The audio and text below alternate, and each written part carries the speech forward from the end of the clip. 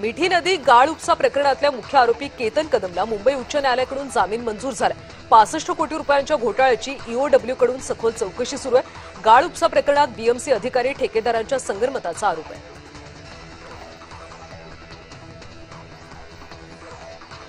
आमदार संजय गायकवाडांनी शिवाजी कोण होता या पुस्तकाच्या प्रकाशकाला शिवीगाळ केली। फोन करून प्रकाश आंबी यांना संजय गायकवाडांनी जीवे मारण्याची धमकी दिली। ही ऑडिओ क्लिप व्हायरल होत असून आमदार संजय गायकवाड यांनी ऑडिओ क्लिप त्यांचीच असल्याची कबुली दिली। उपमुख्यमंत्री एकनाथ शिंदेंनी पक्षातल्या मंत्र्यांना संपर्क प्रमुखाची जबाबदारी दिली। प्रत्येक मंत्र्याकडे 2 जिल्ह्याची जबाबदारी असणार। शिवसेना पक्ष वाढीसाठी आणि संघटन मजबूत करण्यासाठी हा निर्णय घेण्यात आला। महिला आरक्षण विधेयक 2023 मध्येच मंजूर झालं। 5 राज्यातल्या विधानसभा निवडणुकांमधून महिलांची मतं मिळवण्यासाठी सत्ताधाऱ्यांनी हा मुद्दा पुढे आणला।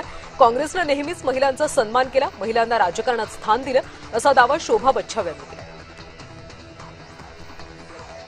विधान परिषदेवर भाजपच्या इच्छुक उमेदवारांच्या नावांवर चर्चा झाल्याची माहिती आहे। कोर कमिटीनं निवडलेली नावं दिल्लीला पक्षश्रेष्ठींना पाठवली जाणार आहेत।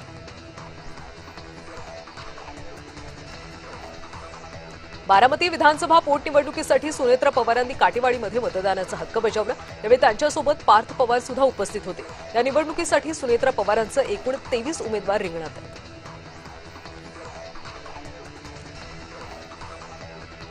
बारामती पोटनिवडणुकीसाठी मतदान प्रक्रिया पार पडते। बारामती मतदानासाठी सकाळपासून बाहेर पडतात। राष्ट्रवादी काँग्रेसनं सुद्धा मतदारांना मतदान करण्याचं आवाहन केलं। राहुरी विधानसभा पोटनिवडणुकीतले भाजप उमेदवार अक्षय कर्डिले यांनी बुरहाननगर इथं मतदान केलं। मतदानापूर्वी त्यांनी दिवंगत आमदार शिवाजीराव कर्डिले यांच्या प्रतिमेचं दर्शन घेतलं। यावेळी माध्यमांशी बोलताना ते भावूक झाले आणि त्यांनी वडिलांच्या आठवणींना उजाळा दिला। भिवंडीमध्ये मनपा प्रशासनाच्या नियोजनाच्या अभावामुळे पाणी टंचाईची समस्या आहे।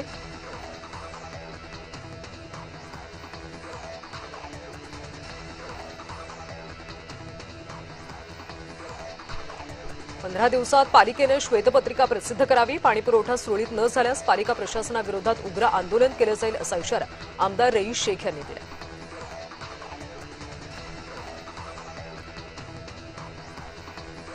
ठाणे भिवंडी कल्याण मेट्रो प्रकल्प 5 अंतर्गत उर्वरित मार्गिकेला शासनानं अधिकचा निधी मंजूर करून निविदा प्रक्रिया सुरू केली। त्यासंबंधीचे शासन आदेश मंत्रिमंडळाच्या उपसमिती बैठकीत मान्यता देण्यात आली, अशी माहिती आमदार रईस शेख यांनी भिवंडीत दिली।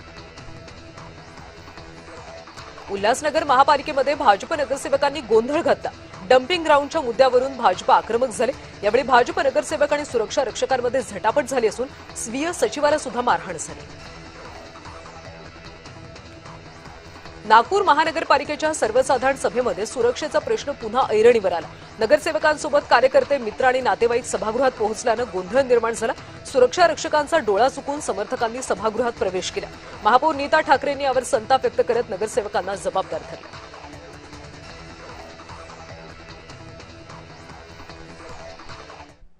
आता मेट्रो शहरातल्या महत्त्वाच्या बातम्या मेट्रो सुपरफास्ट। मुंबईमध्ये येत्या 3 वर्षांमध्ये 1 लाख श्वानांचं निर्विजीकरण करण्याचं महापालिकेचं नियोजन आहे। या कामासाठी महापालिकेने एकूण 9 शासकीय आणि खासगी संस्थांची नेमणूक केली। निर्विजीकरणाच्या उपक्रमावर 23 लाख रुपये खर्च केला जाणार आहे। भटक्या कुत्र्यांच्या निवाऱ्यासाठी मुंबई पालिकेला जागाच मिळत नाहीये। न्यायालयाचा आदेश आल्यापासून जागेचा शोध घेण्याची प्रक्रिया सुरू आहे। अमरावती महानगरपालिकेने कर्मचारी अधिकाऱ्यांना उन्हाळ्यात थंडगार हवेसाठी 94 कूलर्स भाडेतत्वावर घेतलेत। 2.5 महिन्यासाठी 5,87,000 भाडं दिलं जाणार आहे। महापालिकेची आर्थिक परिस्थिती डबघाईला आली असताना हा खर्च कशासाठी असा प्रश्न आता विचारला जातो।